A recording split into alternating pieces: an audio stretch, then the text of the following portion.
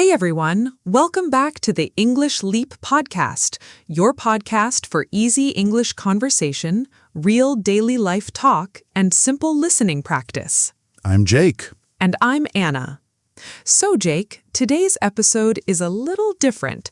We're actually going to focus on grammar, but don't worry, we promise to keep it practical and easy, not like a boring textbook. Exactly. Today we're talking about three small but incredibly common words, did, was, and were, and how to use them naturally in everyday English conversation.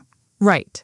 These words come up constantly in questions, stories, small talk. Literally almost every conversation involves the past in some way. So getting comfortable with these words makes a huge difference. Exactly. And a lot of learners know the grammar rules technically, but still hesitate or make small mistakes when actually speaking quickly in real conversation. So today, we want to make these words feel natural and automatic. Right. We'll cover when to use each word, common mistakes, and plenty of real, natural example sentences you can practice using yourself. And honestly, even though this feels like a grammar episode, we're going to keep the same relaxed, conversational tone as always, just with a little more focused attention on these three specific words. Exactly. No complicated grammar terms without explanation, no boring drills, just real, natural conversation, the same way you'd actually hear and use these words every day. Before we start, quick reminder, if you enjoy this episode, please like, subscribe, and share it with someone learning English too. And tell us in the comments, using was or were, tell us where you were yesterday. Great practice, right in the comments. Okay, let's get into it. Let's start with was and were, since these are the past tense forms of to be. Right. Was is used with I, he, she, and it. Were is used with you, we, and they. Let's hear some simple examples. I was tired yesterday. She was at work all day. It was really cold this morning. And with were, you were right about that. We were at the park. They were late to the meeting. Right. This is honestly one of the first grammar points most English learners study, but it's worth reviewing clearly since small mix-ups, like saying I were instead of I was, still happen even at higher levels. Exactly. And one really common mistake is using was with you, saying you was late, instead of the correct you were late. Even though it sounds a little casual in some spoken dialects, in standard English it's always you were. Right. And another common area of confusion is with there was and there were, used to describe something existing in the past. There was a problem for singular, there were many problems for plural. For example, there was a long line at the store, or there were a lot of people at the concert. Right, and this connects nicely to counting. Singular nouns take was, plural nouns take were, a pattern that helps once you get used to checking the noun first. Exactly, and it's worth practicing this out loud a little since these words are used so constantly that getting comfortable with them quickly really pays off in everyday conversation. Let's also cover an extremely common use of was and were combined with a verb ending in ing to describe an action that was in progress at a specific past moment. Right. This is called the past continuous or past progressive tense. I was cooking dinner when you called. They were watching a movie when the power went out. Exactly, and this structure is so useful for describing what was happening at a specific moment, often interrupted by another action described in simple past. Right. Notice the pattern. Past continuous for the ongoing action, was cooking, and simple past for the interrupting action, called. Let's practice a few more. She was reading when the phone rang. We were walking home when it started raining. I was sleeping when the alarm went off. Right, and this structure is honestly one of the most natural, commonly used patterns in storytelling in everyday conversation, describing a scene, then an interruption or event within it. Exactly, and it's worth practicing the contrast.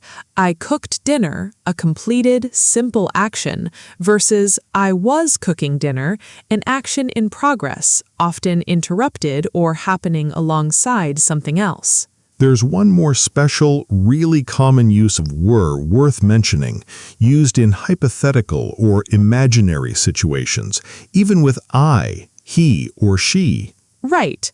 If I were you, I would apologize is a really common, natural phrase, giving advice by imagining yourself in someone else's situation. Exactly. And notice, even though it's I, we say were, not was, in this specific hypothetical structure, sometimes called the subjunctive. Right. Other examples include, if she were here, she'd know what to do, or I wish it were sooner, both describing imaginary or wished-for situations rather than real, factual past events. This is honestly a small, slightly advanced point, but it's such a common phrase, if I were you, that it's really worth knowing and using naturally, even before fully mastering every technical detail of the subjunctive. Exactly. And in very casual, everyday spoken English, you'll sometimes hear people say, if I was you, instead, which technically isn't fully correct in formal grammar, but is common enough in casual speech that you'll likely hear both versions. Right. For anyone learning, if I were you is the safer, more broadly correct choice to use yourself, especially in writing or more careful speech. Jake, do you remember ever making a mistake with was or were yourself, even just when you were younger or first really paying attention to grammar? Actually, yes. I remember specifically mixing up was and were with we, saying we was at the store instead of we were at the store, a mistake I picked up just from hearing casual spoken English around me. That's such a relatable mistake, since casual spoken English sometimes bends the formal rules a little. Exactly, and a teacher corrected me gently, and once I practiced it consistently for a while, we were, they were, you were, it eventually became automatic. That's such a great example of how these small grammar patterns really do become natural with enough consistent, correct practice. I also remember once I really internalized we were, it actually helped me notice the same pattern more easily elsewhere too. You were, they were, almost like once one piece clicked, the whole pattern became clearer. That's such a helpful observation. Sometimes fixing one specific, small mistake genuinely clarifies a whole broader pattern, rather than just that one isolated case. Anna, what about you? Any personal experience with these words specifically? Mine is more about did, actually. I remember overusing it a little when I was first getting comfortable with past tense questions, sometimes adding it where it wasn't needed. Oh, that's interesting. Tell us more. Right. I'd sometimes say things like, did you went to the party, instead of the correct, did you go to the party, mixing the past tense went with did when only one past tense marker is actually needed. That's such a common, understandable mistake, since did already signals the past, so the main verb stays in its base form afterward. Exactly, and once that clicked for me clearly, it became so much easier to form natural past tense questions without that extra unnecessary mistake. Did you find any particular trick or reminder that helped that rule stick more permanently for you? Actually, yes. I started thinking of did as already carrying a little backpack of past tense on its own, so the main verb didn't need to carry that same weight too. That's such a helpful observation. Sometimes fixing one specific small mistake genuinely clarifies a whole broader pattern, rather than just that one isolated case. Anna, what about you? Any personal experience with these words specifically? Mine is more about did, actually. I remember overusing it a little when I was first getting comfortable with past tense questions, sometimes adding it where it wasn't needed. Oh, that's interesting. Tell us more. Right. I'd sometimes say things like, did you went to the party, instead of the correct, did you go to the party, mixing the past tense went with did when only one past tense marker is actually needed. That's such a common, understandable mistake, since did already signals the past, so the main verb stays in its base form afterward. Exactly, and once that clicked for me clearly, it became so much easier to form natural past tense questions without that extra unnecessary mistake. Did you find any particular trick or reminder that helped that rule stick more permanently for you? Actually, yes. I started thinking of did as already carrying a little backpack of past tense on its own, so the main verb didn't need to carry that same weight too. It could just relax back into its simple base form. I love that image. Did carrying the past tense backpack for the whole sentence. Right, it sounds a little silly, but that small mental picture genuinely helped the rule feel more intuitive and easier to remember in the moment. Let's go deeper into did specifically, since it plays such an important role in past tense questions and negatives. Right, did is used to form questions and negatives in the past simple tense, and importantly, the main verb goes back to its base form. For example, did you go to the party, not did you went? Or did she finish the project, not did she finished? Right, and for negatives, I didn't go to the party, not I didn't went. She didn't finish the project, not she didn't finished. Exactly. Did or didn't already carries the past tense meaning, so the main verb doesn't need its own past tense form added on top. That's honestly such an important clarifying rule. Did takes care of the past tense, so the main verb relaxes back into its simple base form. Let's practice with a few more verbs too. Did you eat breakfast? Not did you ate. Did they leave already? Not did they left. Did he call you back? Not did he called. Right, and for negatives, I didn't eat breakfast. They didn't leave yet. He didn't call me back. Let's try acting out a quick natural example. Did you see the news today? Oh, no, I didn't have time this morning. Why? What happened? Oh, nothing too important. Just curious if you'd seen it. Right, that's such a natural, complete little exchange, using did and didn't together comfortably. And let's try one more. Did she call you back yet? Yeah, she did, actually. We talked for almost an hour. Right. Notice that response, yeah, she did, using did alone as a short, natural answer without repeating the full verb again. This is actually such a useful, natural pattern in English, using short answers instead of repeating the whole sentence again. Right. For did questions, did you go, yes, I did, or no, I didn't, rather than repeating, yes, I went, which sounds a little unnatural and overly formal in casual conversation.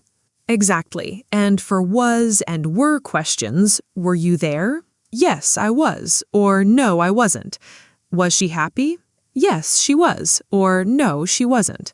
Right. These short answers are honestly one of the clearest signs of natural, fluent English. Native speakers use them constantly rather than always giving a full, complete sentence back. Let's practice a few. Did you enjoy the movie? Yes, I did. Was the food good? Yes, it was. Really good, actually. Were they surprised? Yes, they were. Very surprised.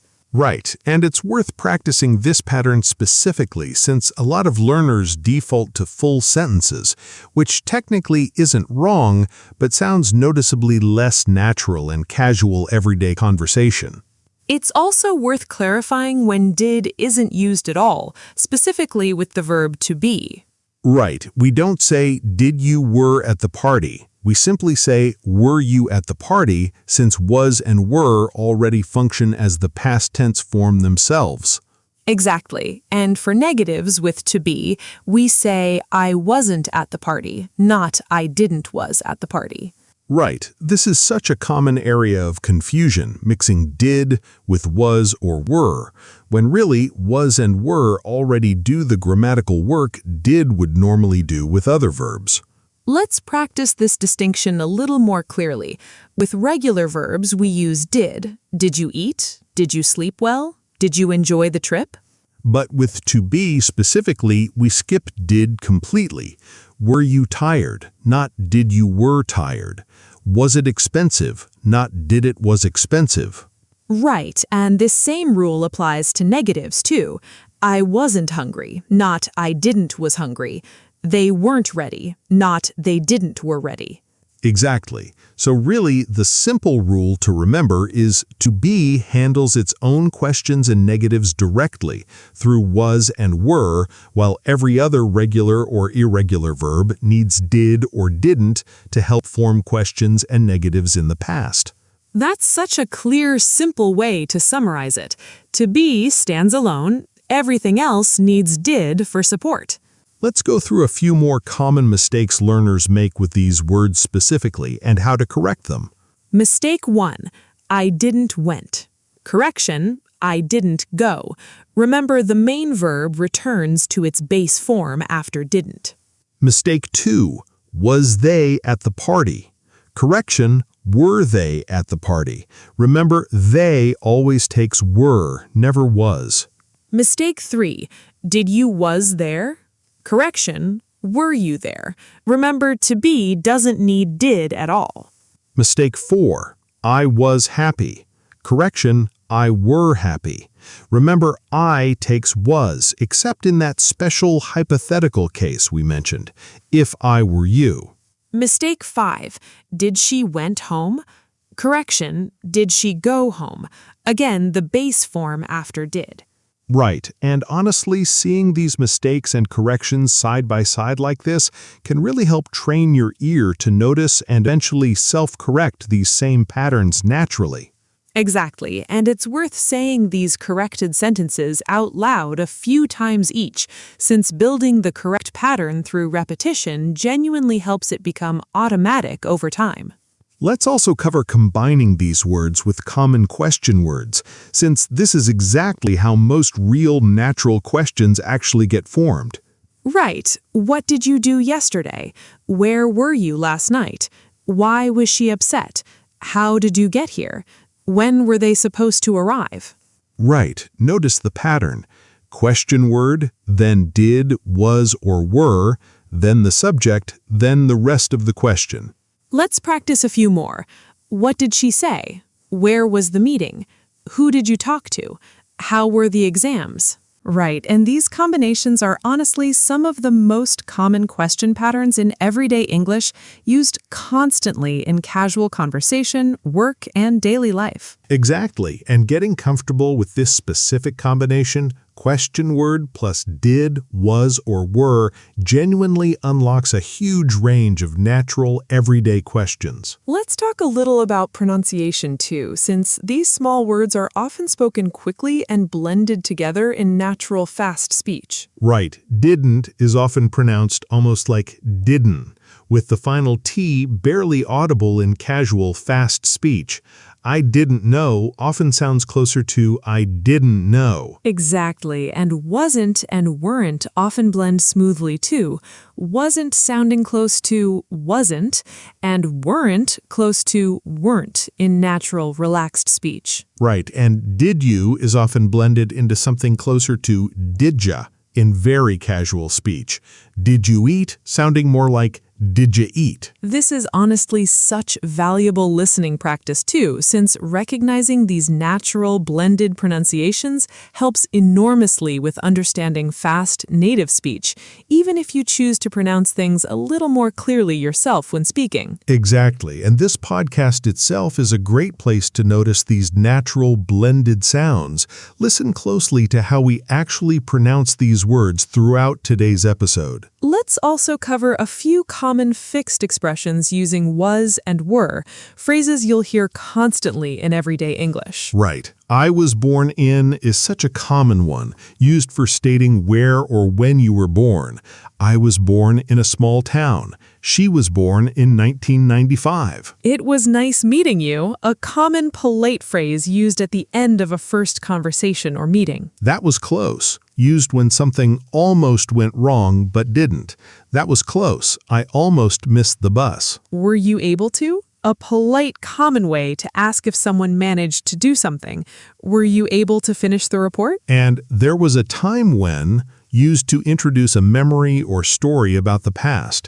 There was a time when I couldn't speak any English at all. Right. Learning these fixed expressions as whole chunks, rather than building them word by word each time, genuinely helps your English sound more natural and fluent. Let's put everything together now with a short, natural story, using was, were, and did throughout, the way you might naturally tell a friend about your day. Right. Let's do this together.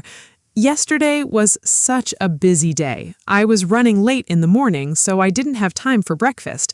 I got to work, and my colleague was waiting for me with an urgent question. We were both a little stressed, but we figured it out together. Later, my friend called and asked if I was free for dinner. I said yes, and we had a really nice time. It was a good ending to a hectic day. Right. Notice how naturally was, were, and didn't all appear throughout that short, simple story. Exactly how a native speaker would naturally narrate their day. Exactly, and this is such a great exercise to try yourself, too. Writing or speaking a short, similar story about your own day, consciously including these words as you go. Right. Even just 3 or 4 sentences using was, were, did, and didn't naturally is fantastic practical practice, much more useful than isolated grammar exercises alone. Let's go through some natural everyday conversations using these words together. Where were you yesterday? I was at my sister's house. We had a family dinner. Oh, nice. Did you have a good time? Yeah, it was really lovely. Right. Notice how naturally were, was, and did all appear together in that one simple everyday exchange. Let's try another one. Did you finish that report? Not yet. I was really busy today. That's okay. Were you able to at least start it? Yeah, I did get a good start on it. Right, and that final line, I did get a good start, shows another useful pattern using did for emphasis even in a positive sentence, not just questions or negatives. Let's try one more full conversation too, this time about a weekend trip. How was your weekend? It was great, actually. We went to the coast. Were you around this weekend? Yeah, I was mostly home. Did you do anything special at the coast? We did. We went hiking, and the weather was perfect the whole time. That sounds lovely. I'm glad the weather cooperated. Right. Notice how naturally this whole exchange flows using was, were, and did, exactly the way a real everyday conversation would sound. Exactly, and I think practicing full little conversations like this, rather than only isolated sentences, really helps these words feel like a natural part of real communication, not just abstract grammar rules. Let's also practice a slightly more formal setting, since was, were, and did come up constantly in job interviews too, describing past experience. Right. Where did you work before this?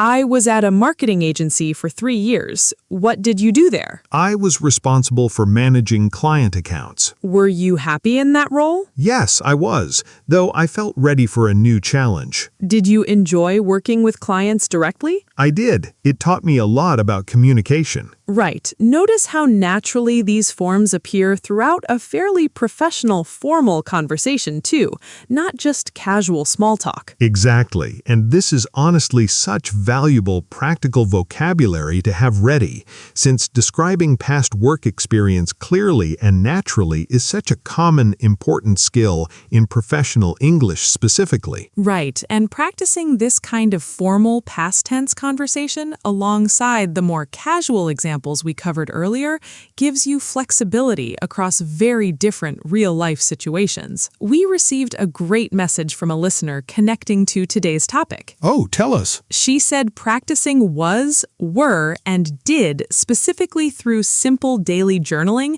writing 2 or 3 sentences about her day each evening, genuinely helped these words start feeling automatic. That's such a practical application, connecting to our small habits episode too. We also received a second story from a listener who used to feel nervous specifically about forming past tense questions quickly enough in live conversation, often pausing awkwardly to think through the grammar rule. Oh, that's such a relatable struggle, knowing the rule technically, but needing more speed and automaticity in the moment. Right. He said he started practicing by translating simple daily questions in his head throughout the day.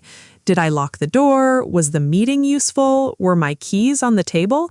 Building quick, automatic familiarity with the pattern. That's such a clever, low-pressure way to practice constantly, using everyday, real-world situations rather than only formal study sessions. Exactly. And he said within a few weeks, forming these questions in real conversation started to feel noticeably faster and more automatic without needing to consciously think through the grammar rule each time. That's such a great example of how consistent, real-world practice, even just mentally, can genuinely build fluency and automaticity with grammar patterns like this. I also want to mention something important about irregular verbs specifically, since these sometimes confuse learners when combined with did. Right. Irregular verbs like go, eat, see, have don't follow the normal ed pattern in the simple past. Went, ate, saw, had, instead of goed, eated, seed, halved. Exactly, and this is precisely why the rule about did restoring the base form matters so much.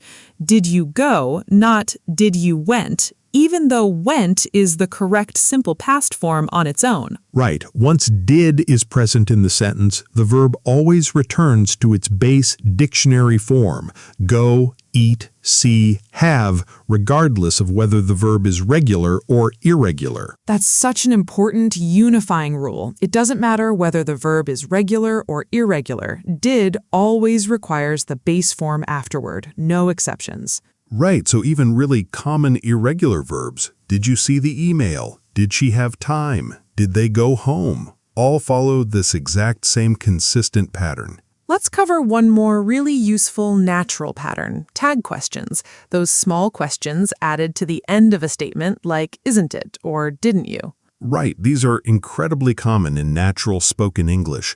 You were there, weren't you? She was happy, wasn't she? He went home, didn't he? Exactly. And the pattern is simple. If the main sentence is positive, the tag is negative. And if the main sentence is negative, the tag is positive. For example, it was a nice day, wasn't it? Positive statement, negative tag. Or, you didn't call her, did you? Negative statement, positive tag. Right, and these tag questions are used constantly in natural conversation, mainly to confirm something or to invite agreement from the other person. Let's practice a few more. They were late, weren't they? She didn't finish, did she? It was expensive, wasn't it? Right, and getting comfortable with these tags genuinely makes your spoken English sound significantly more natural and conversational rather than only using complete standalone questions. We got a question, why do we sometimes use did for emphasis, like I did finish it? Great question. This pattern, sometimes called emphatic did, is used to strongly confirm or emphasize something, especially when correcting a doubt. I did finish it strongly emphasizes completion, often in response to doubt or a question. Right. For example, you didn't call me back. I did call you. Maybe you missed it. Notice how did here carries strong stress in spoken English too, emphasizing the truth of the action against the doubt. Exactly, and this pattern works with present tense too, not just past. I do like it, emphasizing genuine liking, often in response to someone assuming otherwise. Right, and we also got a follow-up question. Is it okay to say was with we in very casual speech, even though the grammar rule says were? That's an honest, practical question. In some casual regional dialects, you might hear we was, but in standard English, especially in writing or more careful speech, we were is always the correct choice. Right, so for anyone learning English formally, sticking with we were, you were, and they were consistently is the safest, most broadly correct approach. Where were you yesterday? I was at home all day. Did you finish your homework? No, I didn't have time. We were so tired after the trip. Let's also try a few slightly longer natural sentences. Were you able to finish the project on time? I didn't have time to call her back yesterday. It was such a lovely evening, wasn't it? Did they enjoy the concert last night? If I were you, I'd double-check that email before sending it. Try saying one of these sentences out loud today, maybe adjusting it to describe your own recent day. Let's review a few useful points from today's episode. First, remember was goes with I, he, she, it, and were goes with you, we, they. Next, did is used for past simple questions and negatives, with the main verb returning to its base form. We also covered that to be doesn't use did at all. Was and were work on their own. And finally, emphatic did, used to strongly confirm something. I did try my best. A couple more useful grammar terms too. Base form, meaning the simple dictionary form of a verb, like go, eat, see. For example, after did, the verb always returns to its base form. And tag question, meaning the small question added to the end of a statement like isn't it or didn't you. For example, it was a great trip, wasn't it? That's a tag question. Try using one or two of these grammar terms today, maybe in a comment describing what you learned in this episode. We covered the basics of was and were and common mistakes with these words. We shared our own stories, my mix-up with we was instead of we were, and Anna's mix-up adding did and past tense together unnecessarily. We covered when to use did for questions and negatives and when not to use it with to be. We went through natural example conversations and covered emphatic did, too. We also covered the past continuous with was and were, the special if I were you structure, short answers, common mistakes and corrections, question words combined with these forms, pronunciation and natural contractions, fixed expressions, storytelling practice, irregular verbs, and tag questions. Before we close, one last small tip. Today, try telling yourself a short 3 or 4 sentence story about your day, using was, were, did, or didn't at least once each. Right. This kind of small, real practice genuinely builds automatic, natural fluency far more effectively than memorizing rules alone. And remember, small mistakes with these words are completely normal and expected while learning. Even advanced learners occasionally slip up. What matters is consistent, gentle practice over time. Next time, we're going to talk about something practical and useful, how to talk about your job in English, useful vocabulary and phrases for describing your work naturally in conversation. That'll be a nice practical episode after today's grammar-focused one. We're really looking forward to that one. If you enjoyed this episode, like, subscribe, and tell us in the comments, what did you do yesterday? Try using today's grammar in your answer. Thanks for listening, everyone. We'll see you in the next episode. Bye. Bye.